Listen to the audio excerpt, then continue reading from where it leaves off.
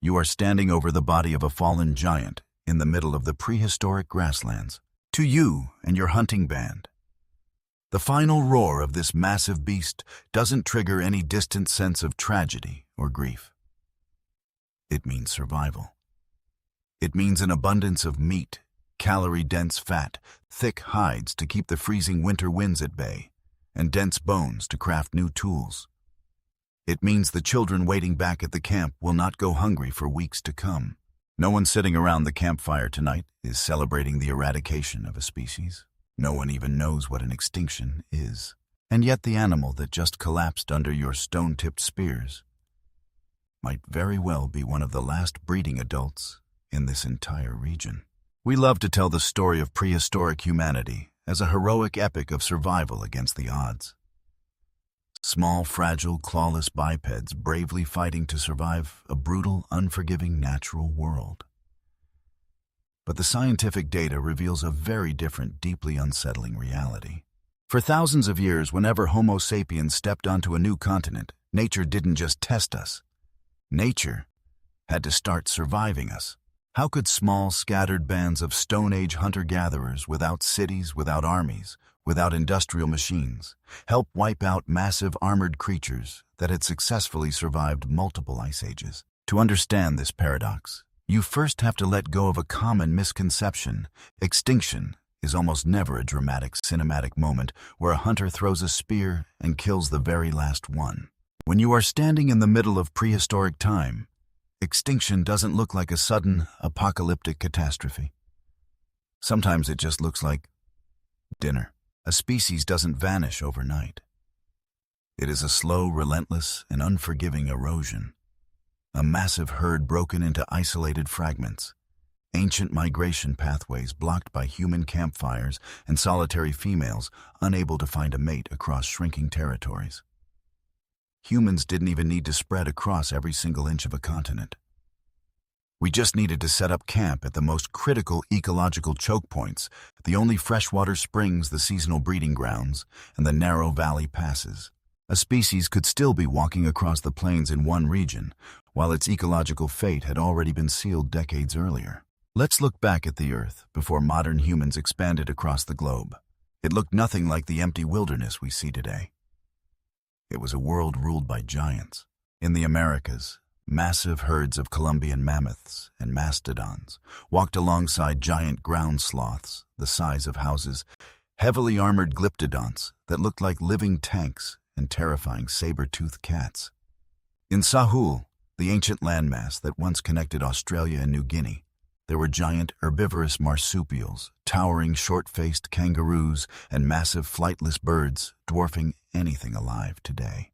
Across Eurasia, woolly mammoths, woolly rhinos, and giant Irish elk shared the frozen landscape. That was the true, complete state of the natural world. The wilderness we proudly conserve today is really just the leftover fragment, what remained, after a massive wave of disappearance swept across almost every continent.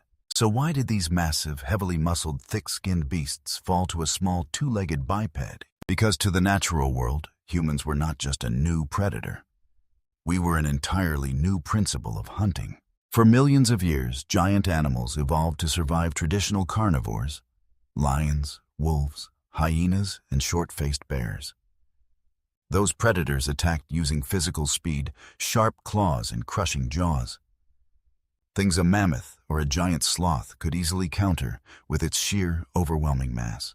But humans brought a non-physical threat. We attacked from a safe distance, using engineered projectiles and spear throwers. We coordinated using complex tactical communication. We could track a wounded animal across dozens of miles without resting. And we used controlled fire to reshape entire landscapes. Most terrifying of all, if a hunting tactic failed, humans didn't need to wait hundreds of thousands of years for biological evolution to grow longer claws or sharper teeth. We simply sat around the fire that night, chipped a new stone point, changed our strategy, and taught it to our children the very next morning. The megafauna weren't just facing a new enemy. They were facing an enemy whose tactics evolved exponentially faster than their biological instincts could adjust. Furthermore, when humans stepped onto isolated landmasses like the Americas or Australia. We entered ecosystems characterized by ecological naïveté. Animals that had lived for millions of years without human presence had no hardwired evolutionary memory, telling them that a small bipedal clawless creature meant death. The very first time they saw a human hunter walking toward them, they likely didn't scatter in blind panic or form a defensive circle.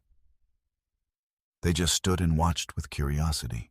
For countless giant creatures back then, the very first time they realized a human was a predator was also the final lesson of their lives. This brings us to a ruthless secret of evolutionary biology. Sheer massive size, the exact adaptation that had made megafauna the kings of the Pleistocene, became the very trap that led to their demise. When you are a giant animal, you don't produce many offspring. A mammoth carried its young for nearly 2 years just to give birth to a single calf, and that calf needed more than a decade to reach breeding maturity.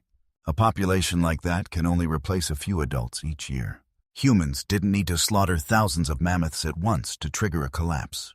You only needed to remove healthy breeding adults at a rate slightly faster than their agonizingly slow replacement rate. Large-scale genetic analysis across mammals confirms this reality. The larger the body mass, the more severe the population decline during the late Quaternary. Massive body size made them bulletproof against a lion's claws. But it left them entirely defenseless against a predator that specifically targeted the most valuable reproductive adults in the herd. Think of it like a bank account. Every year, a human band only hunts a few large beasts to survive a number that seems tiny and completely harmless. But if you consistently withdraw funds just slightly faster than the interest accumulates, your account will eventually hit zero. Extinction didn't require massive armies of slaughter. It just required a steady, slow, relentless drain spread out over thousands of years. A process so gradual that no single human generation lived long enough to notice the landscape growing emptier around them. Of course, it would be scientifically inaccurate and unfair to claim that prehistoric humans were the sole, absolute cause of every single disappearance. The end of the Pleistocene was an era of violent, chaotic climate swings. Massive ice sheets were melting. Temperatures were spiking, sea levels were rising, and the cold, dry mammoth steppes were shrinking rapidly, replaced by expanding forests and expanding wetlands.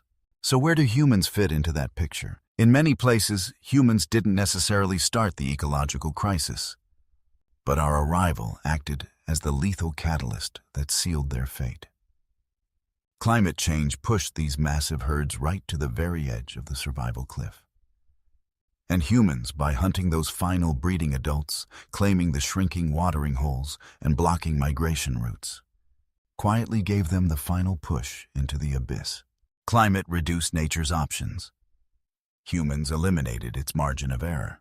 When those giants fell and vanished forever, they didn't just leave cold fossil bones in the dirt.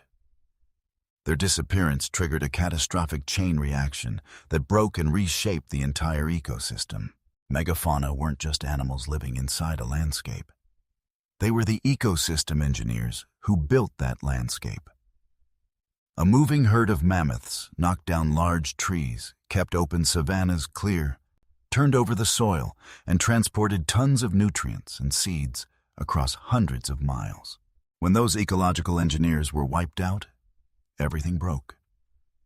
Dense forests quickly choked out the open grasslands. Dead vegetation piled up on the forest floor, altering the frequency and intensity of natural wildfires. Plant species that relied on the digestive tracts of giant sloths to disperse their seeds went into steep decline. Even apex predators like saber-toothed cats and cave lions slowly starved to death because their traditional prey base was gone. The natural world didn't just lose a few big animals. It lost its primary operating engine, forcing the entire biosphere to steer into an entirely unfamiliar ecological state. As we look back at this prehistoric reality, it is crucial that we don't fall into the trap of simplistic moral judgment, painting our ancestors as reckless, cruel villains. Those early humans surviving the Ice Age had no understanding of population ecology. They couldn't calculate continental species counts. They had no predictive models for the next 1,000 years, and the very concept of permanent extinction was completely beyond their imagination. They were dealing with immediate life-or-death survival every single day. The freezing cold of winter, the constant gnawing of hunger, the threat of disease, and the crying of their children. Pointing a spear at a massive beast was the most rational, intelligent, and deeply human decision they could make to keep their families alive. The greatest tragedy of prehistoric times wasn't born from malice or destruction. It was born from the sum total of thousands of completely rational survival decisions, repeated over and over, generation after generation. That was perhaps the very first moment in history where human intelligence and cooperation became so powerful that it outgrew our ability to see the long-term consequences of our actions on the planet.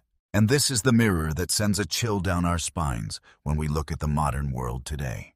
Today, none of us carry a stone-tipped spear out onto the grasslands to hunt down the very last individual of a species.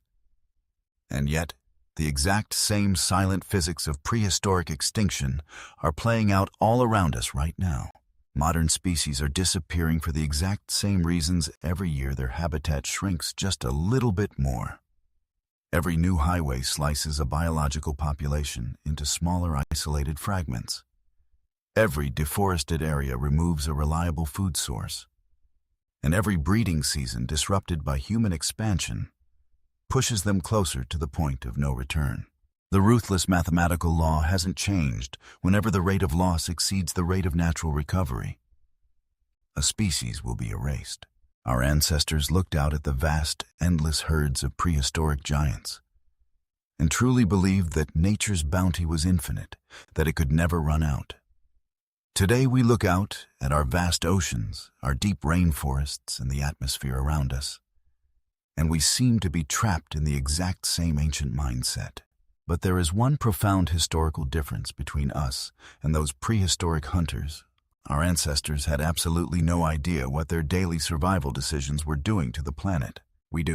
For a very long time, we have told the story of human dawn as a triumphant epic. A story of how a small, fragile creature bravely conquered a wild, dangerous world. But archaeological truth has opened a different, much quieter chapter as human footsteps marched forward to expand our territory. The world behind us grew emptier. The titans of the earth didn't vanish in a single bloody day of slaughter. They faded away through the quiet, steady accumulation of our everyday survival. Cave Curious is dedicated to exploring the fascinating, sometimes strange and often uncomfortable truths of human history, evolutionary biology, and prehistoric life. If you value looking deep into our primal past to understand the world we live in today, hit that subscribe button and join the community. The past is still full of footprints, including those of the magnificent giants that no longer walk beside us on this journey.